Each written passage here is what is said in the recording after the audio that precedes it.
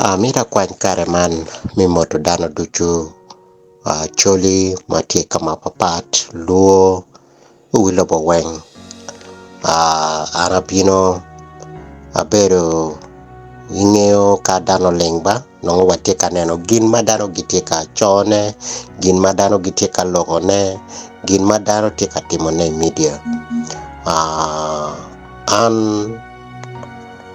puoyo kit ma winyo o minwa ladit ma megwa magiboro ma waluonga ni Chief Justice Owiny Dollo kit mobedo ka logo lok eno ni olobe lok pacho kikome logo lok palacho en pe biluoro pigimo keken kagane pira tek tutwal wamiro ni dano mokene wun mene ma utie ka tich koni tie ka tich gamente wali tie ka tich itie ki ruom madongo this time Acholi gimito voice ma meko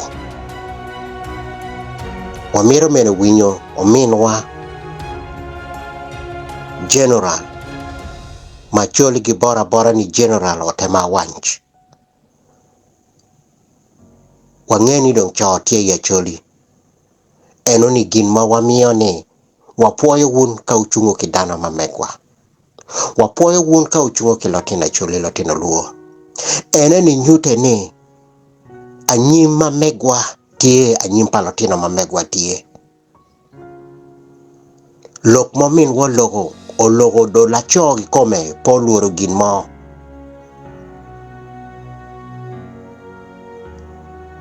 president ni ena mene dano chalwan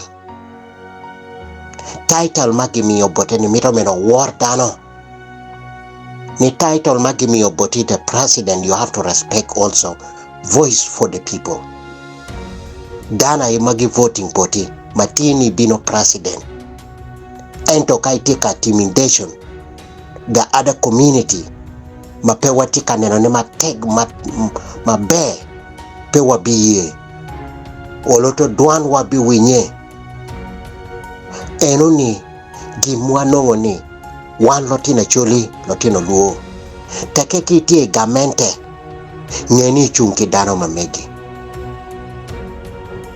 teke itie opposition moke ken minongo ni anaromo chunki dano nanini minongo ni was solved from now for all pe wamiro ni wawiny digi maya ye nyima mekwa nidogi to time kama luo gitie iye to time kama Acholi magitie kanongo pego wana Acholi pe wakwero bedo ki dano wamaro dano mapapat lorok mapat wamaro gin i society ma megwa bad lorok gimiro timo gitie katero action marach ikomwa gimiro loko wuon gang dogi la welo dogi welo gino gibed wuon gang eno ni gin mape bino wanongo ni gane wengo rumo wan apa time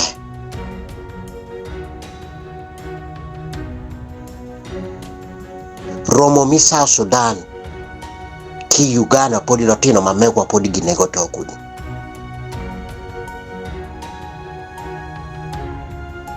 agago gigitie katime majo diang gibino kikwanyo diang gibino ginego dano mamegwa wapeki chingu watieki chingu wanono history Acholi pelo moy Acholi dano magimiro peaceful but inki bini yenya Acholi pepi ye anyot anywa igang mamegwa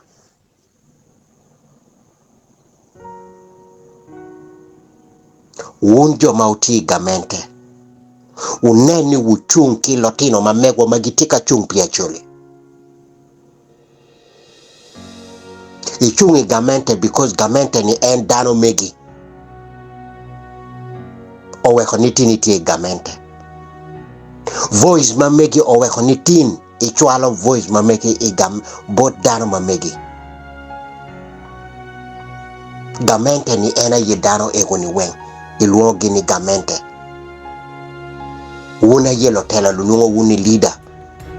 Like gamente, all the community is a gamente.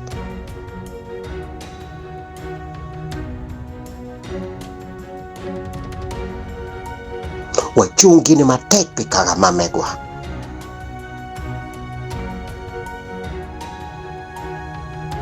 Teke ini nye niti katimo ginmo mai iromo lwen pikaga ni chung pikaga ni. Wani wilo bukanywa pedo time limit. Kila ngata man ngeni time ma wati iyeni wati mongo.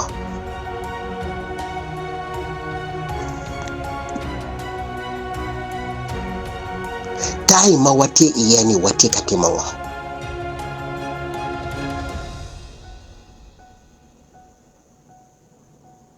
Anyim palotino luo tie kwene.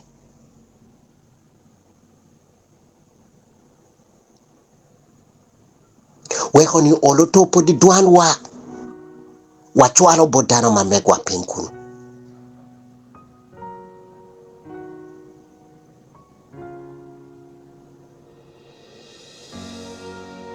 Lotela mauti Acholi. Winyo telo bedo tutwal botu. Pingo wotele.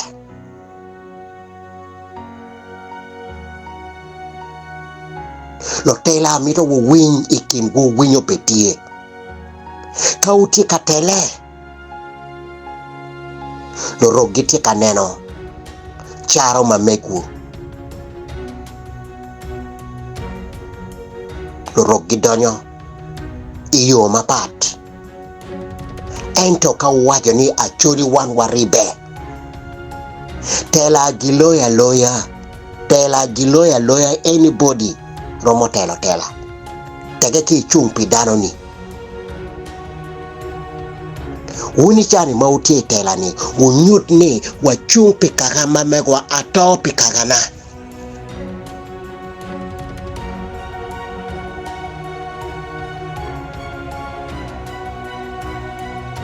Wapoyo dano magichung pi Acholi. Wapoyo kakaluo magichung pi kakagi.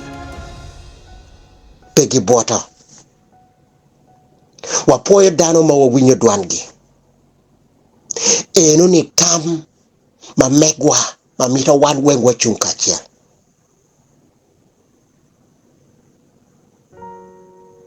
Lok pegi cholo kichente. Tam pegi gimiyo tam minono pegi cholo. Ngom mamita watim. Igom kaga mamegwa. Kaga Acholi. Inodanat mwatika nungo peko. Lotini egani wengo dongi muony. Kut mo pege maginongo. Wachani podi gineko gin. Future palotino mamegwa ngo. Future pa Acholi ngo. Iya nyim diki maja wamito ni. Acholi betnini. Kakaluo betnini. For 10 years. Wamita loka ngo mamito bini kaka mamegwa kaka Acholi kakaluo. Umego na kilimego na. Umego. Wege. Mawomiyo tam. Ukati kamiyo tam bolo tinogu. Eno ni tam magi miyo. Yangi wache no bogolwedo pa Acholi. Kangato madid gimi chinge. La madid gimi chinge. Watie geni kwene. Wachungi ni peka kama megwa. Kompedi ni Mahamita wun lotela. Kono in minister, kono in MP, kono in lawyers, teke ki ngeo ni ichumpi dano ni. Dano mokeno be di prison. Bato bino ikuja poto loto guloko pe kakane. Pobo to kakane. Dano mokeno to pe kakane. I will die because my people.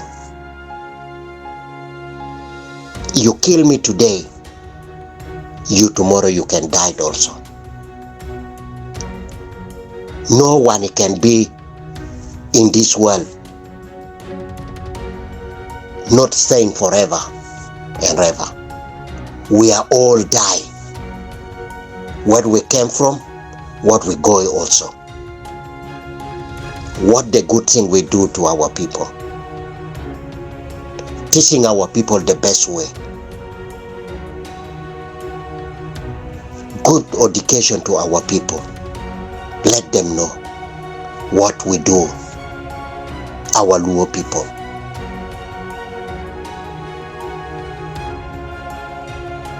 We make them our culture. That's more important.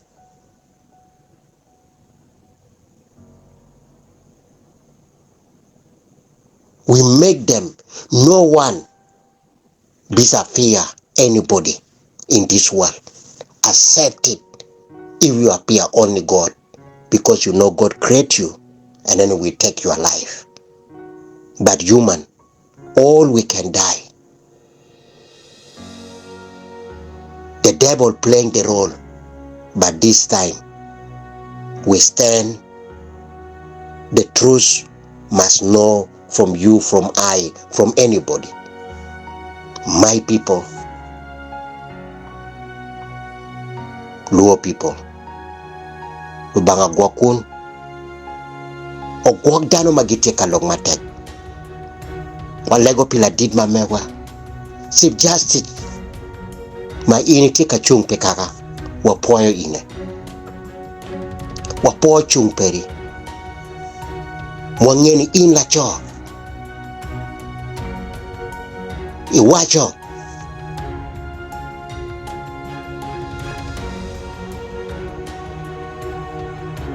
Madano gi winyo weng. Wafoi. Wachung kwedi. We all ready to die. All. We will die. But next our generation to be get the freedom. Freedom will come. It will come to our people. One day, everyone must be free. Acholi must be free. Luo must be free. Always we pray. God bless you all, my people.